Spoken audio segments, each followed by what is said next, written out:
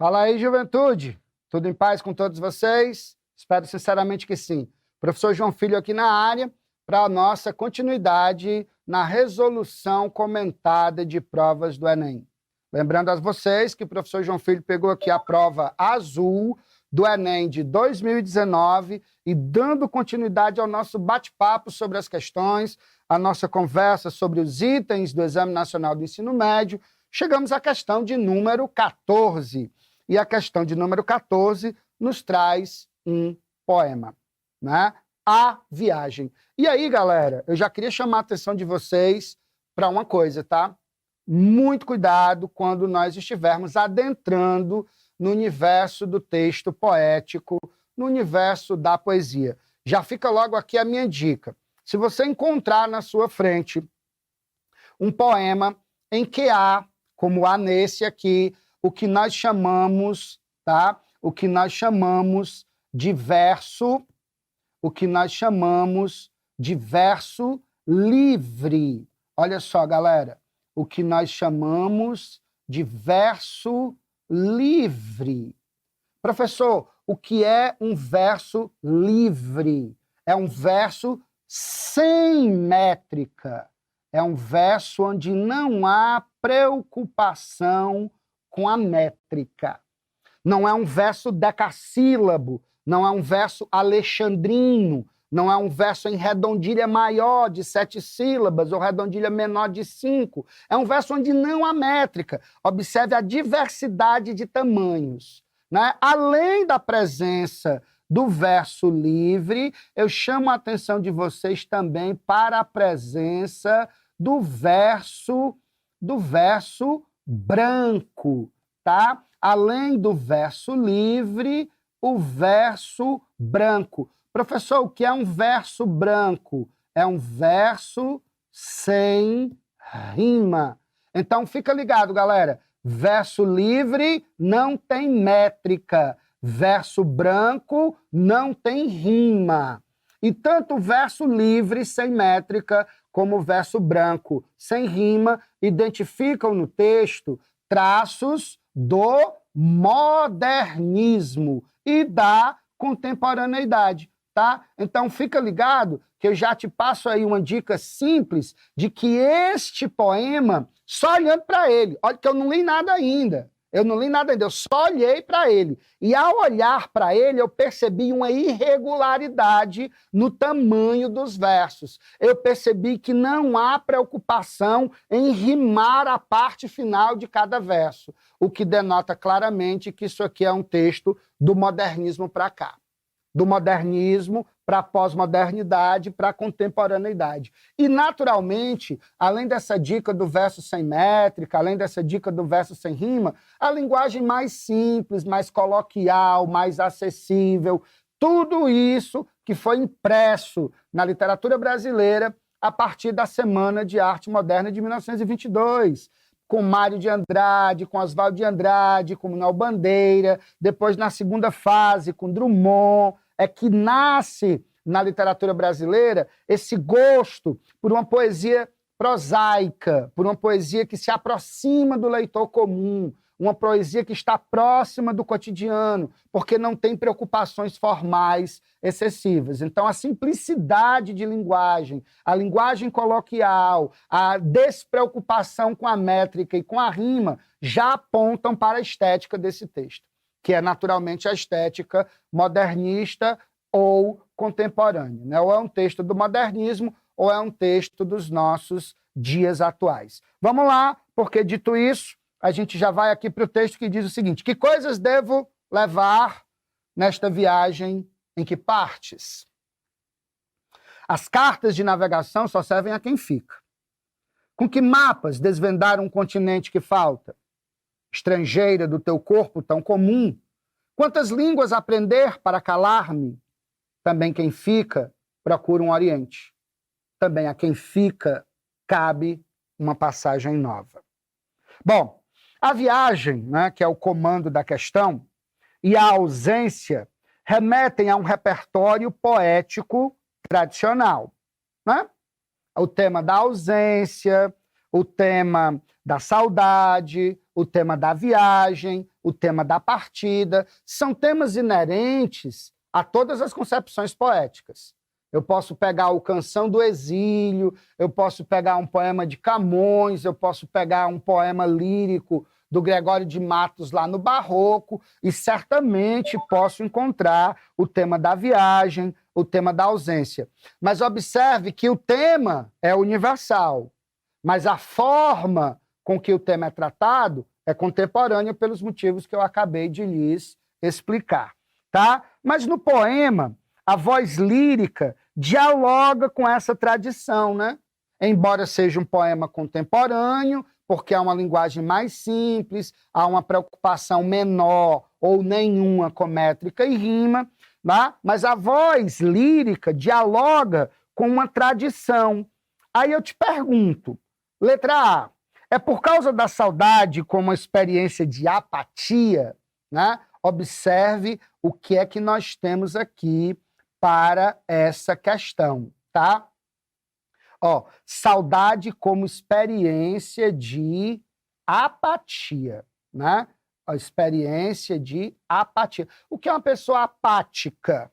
Uma pessoa indolente, é uma pessoa inerme, é uma pessoa inerte, é uma pessoa sem movimento, né? Semi-morta ali, entende? Apática.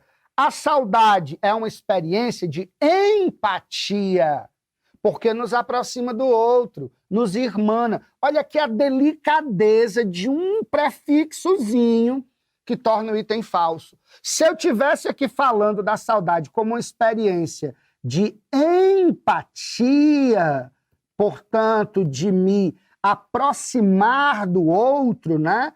De chegar perto do outro, que é a ideia da empatia, o item estaria correto. Mas eu estou falando de apatia, portanto, de inércia, o que torna o item falso por um prefixo. Aí, galera, eu diria que esse item A, dessa questão, é aquela famosa casca de banana, né? E às vezes acontece isso no Enem.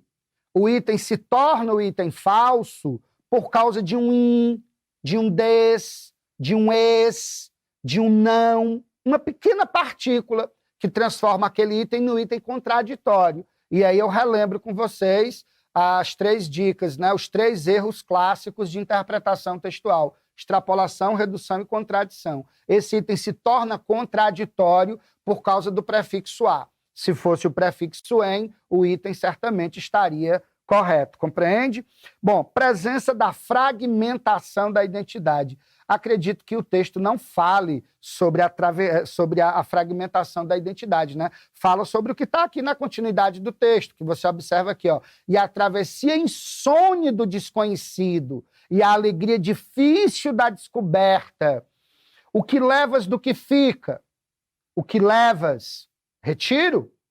Então, olha, observe que o objetivo do texto, né, é o que é que nós aprendemos com as nossas viagens para dentro de nós mesmos. O que é que nós trazemos de autoaprendizado? É aquilo que o Robert Campbell chama no seu Herói de Mil Faces, né, do monomito, a viagem do herói, o herói que parte rumo ao desconhecido. Só que, na verdade, essa partida rumo ao desconhecido é a partida no rumo da descoberta de si mesmo, da autodescoberta, do autodescobrimento, que é exatamente mais ou menos sobre o que o texto tangencia. Essa necessidade de sair, essa necessidade de ir além para buscar, na verdade, a revelação das experiências, dos aprendizados humanos, do autoconhecimento trazido pela solidão. O que já aponta aqui para nós como correto, né? O que está dito no item é a revelação, isso fica bem claro no texto, né? É a ideia da revelação de rumos projetada pela vivência da solidão, que é exatamente o tema central do texto. Não é a ideia de fragmentação da identidade, nem da saudade como experiência da apatia. Aqui, negação do desejo como expressão de culpa. Aí, galera, bugou, né? Em nenhum momento do texto se fala sobre culpabilidade, né? Persistência da memória na valorização do passado, esse item até que é coerente.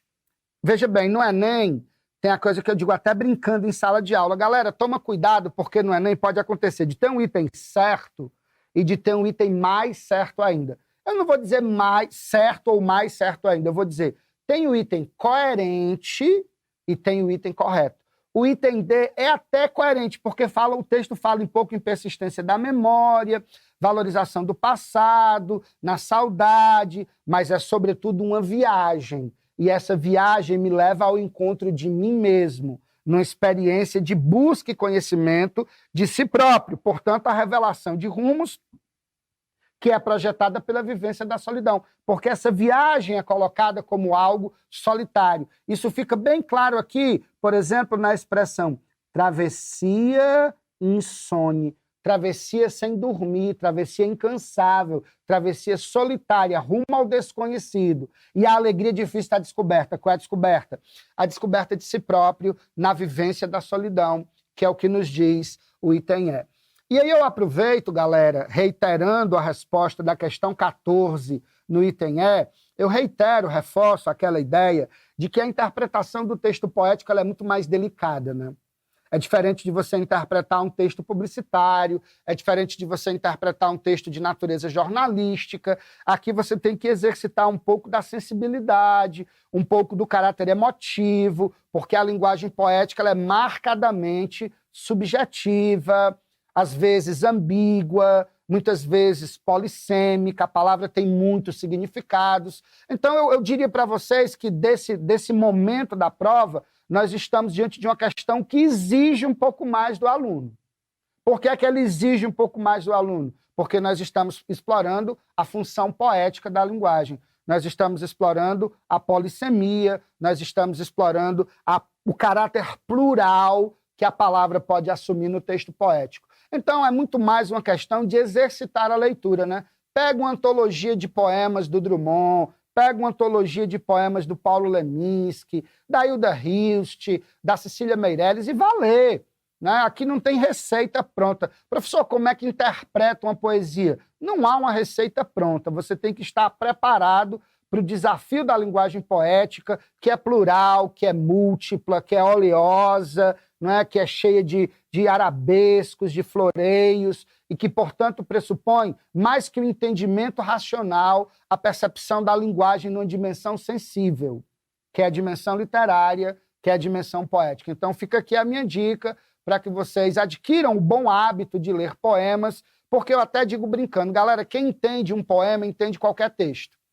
Entende? Porque o poema é, de fato, um texto que explora a linguagem numa dimensão muito mais subjetiva, tá entendendo? Muito mais polissêmica, portanto, muito mais cuidadosa, desafiadora, mas não menos interessante. Então fica aí a dica, leiam poesia, leiam bons poetas, e a resposta da questão de número 14 é a letra E, e eu desejo a todos vocês um forte abraço, e já já a gente se reencontra para dar continuidade à nossa resolução comentada de provas do Enem.